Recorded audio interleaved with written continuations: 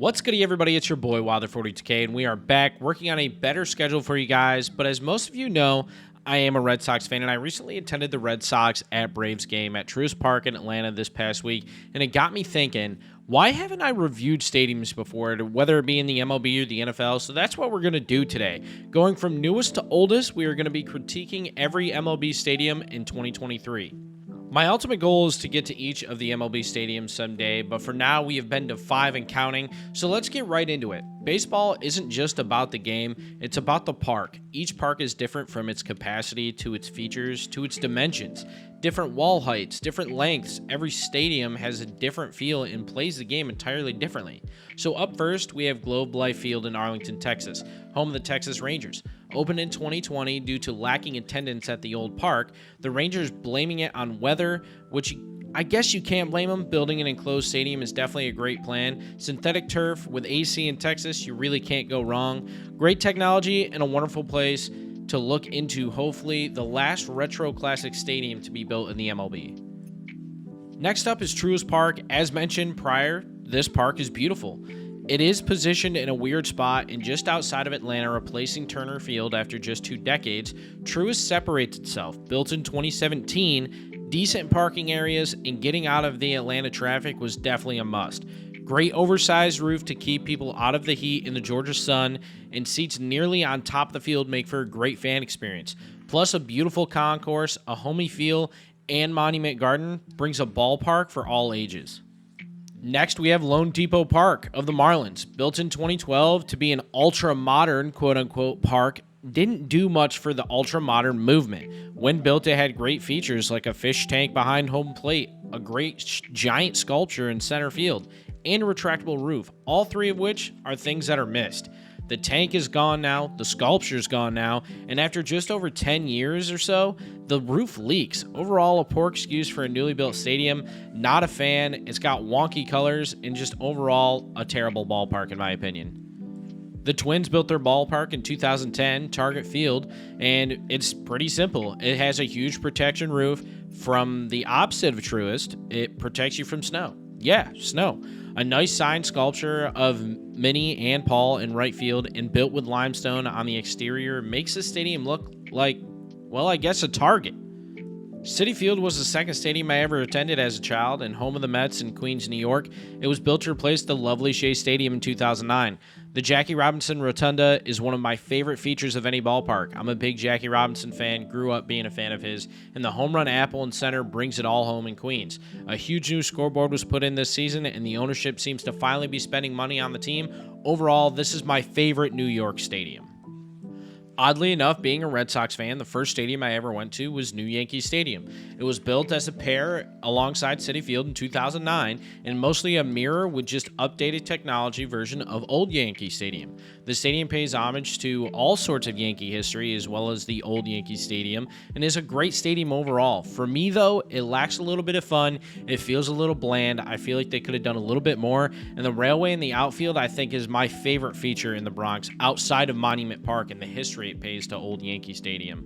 Now, Nationals Park was built in 2008, and to me, even though it's a newer stadium, it feels really old. It had a rush timeline, and it was built in 3 different stages, so it makes it feel wonky. 2 parking garages just in the outfield, and stadium views aren't the best. It lacks any defining characteristics of a lot of ballparks, and I really think that's where it's lacking, but the Navy Park feel is still there, right? Busch Stadium was built in 2006 to replace Busch Stadium, another stadium I've been to, and it's gorgeous. It has beautiful views no matter where you sit, the arch, the city skyline, and seating carved out to what feels like a city. So many things to do just outside of the stadium, has great food, great drinks, great atmosphere, and what feels like there's no bad seat in the house.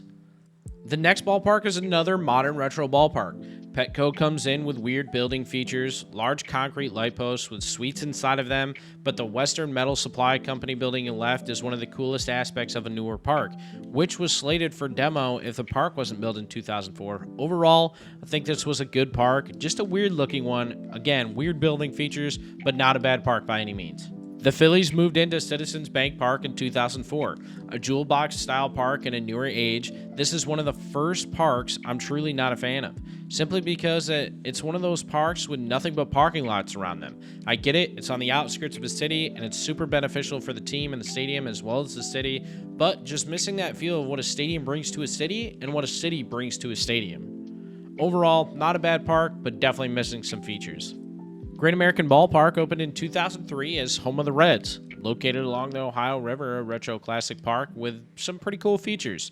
A replica field in the outfield and a steamboat in the outfield as well, but an entryway that kind of separates the mezzanine and the seating area just behind home plate.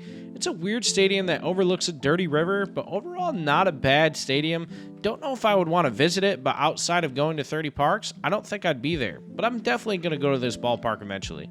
Pittsburgh and PNC Park probably have some of the best views out of a ballpark, and opened in 2001, it came just a little too late in another stadium built along the river. With the Pirates finally playing okay again, the stadium deserves to host a championship. Though I think it would be cold, it would probably have some awesome October Fall Classic views and gameplay. I think it's something we'd all enjoy. Overall, great park, great food, great experiences. America Family Field used to be one of my favorite ballparks. It was named Miller Park, and then they changed it. And I think Miller Park was just a perfect name. It's a great field and an awesome family environment. Probably one of the best domed-looking stadiums in the MLB or even in any sports league in America. Again, a great field, awesome family environment, a mostly enjoyable stadium, and a great place to catch a game since 2001. Oracle Park, home of the Giants, is probably one of the most unique ballparks in the MLB. The right field wall is a flood wall. It has a weird left field fence sponsored by someone that put cars on there, and a large Coke bottle in the left field. It's also home of where Barry Bonds recorded record-breaking home runs, and a great park, but parking is rough unless you have a boat to get to McCovey Cove. Maid Park, home of the Astros, was built in the year 2000. A ton of cool features, a train in the left field to pay homage to Grand Central Station, and more trash cans than any other ballpark. And they probably should have kept the hill. We're going to move on. Detroit hosts Comerica Park with the only mound path in the MLB, as well as different entranceways to each entry point in the stadium. Some tigers at one, a Ferris wheel at another, giant bats at another, and one of the oldest feeling new ballparks in the MLB in my opinion. Even when you play like MLB The Show, you hop into the stadium and you feel like you're at an older ballpark just by the looks of it. It's a nice stadium, it's fun, even though it does feel old. Another retractable roof stadium in Seattle, T-Mobile Park, was built pre-millennia in 1999. A huge roof, like gigantic compared to how the stadium looks, but it does provide some beautiful views when the roof is open, and it does have okay technology for the time period it was built in, but overall, a lackluster stadium in my opinion, just has some classic feel to it. Chase Field was built in 1998 and was the first stadium in the U.S. to have a retractable roof with natural grass as a playing surface. It's been the only home of the D-backs ever, and the stadium is definitely getting outdated, but it's a great place to catch a game when the roof is closed. Home of the Rockies, since their inception in 1995, Coors Field is probably a top 5 jumbotron in the entire world, in my opinion. It's shaped like the Rockies, home of the Rockies, and tastes like the Rockies. Coors Light. Not sponsored. Anyways, overall, great park. Only place in the majors that has a ball cooler. I mean, a cooler for their balls. Pause. A place to cool their balls. I mean, you get it. Progressive Field, home of the Cleveland Guardians, and one of the easiest name changes I think in sports history. Unlike some people, wink wink, the Commanders, Progressive was built in 1994 with weird toothbrush light stands, 19 of them to be exact, but the exposed building texture I think is probably one of the most gorgeous designs in the MLB. It just looks natural, it flows with the city, it flows with the stadium, it looks good, even though they have toothbrushes for lights. Oriole Park at Camden Yards, now aging and built in 1992, is one of the greatest feelings of any stadium. It provides the best home feel, I would say. The first retro classic stadium, it's a pure classic now. The Orioles are finally good. They moved the left field wall back, and the building in the outfield makes it just feel right at home. Again, I think it's just the architecture of the stadium, and now that the Orioles are actually playing better, it just feels right. It feels right to watch a game there. Guaranteed Rate Field, the worst stadium name in all of history of any stadium. The home of the White Sox was built in 1991, and it gets updated all the time, but this stadium is depressing. which I guess makes sense because it's the White Sox. Your team colors are white, black, and gray. No hate, no shame, but we definitely could have done a little bit better on the stadium and show some different colors maybe around the stadium. Just feels boring, feels depressing. Wouldn't want to watch a game here, but I will someday. Now on to Tropicana Field. Its fate is still in the air right now. It's a horrible stadium. Inside and out, it doesn't look good, but at least it has AC. The Rays want a new venue. The city won't give it to them. A perennial playoff team, and the city just doesn't care. I do think it's time to move on, whether it be out of Tampa Bay or to build a new stadium outside of St. Petersburg, but there's something to say about when your city does not want to give you a new stadium. Rogers Center, the first MLB stadium with a retractable roof, was state-of-the-art when it opened in 1989 for the Blue Jays.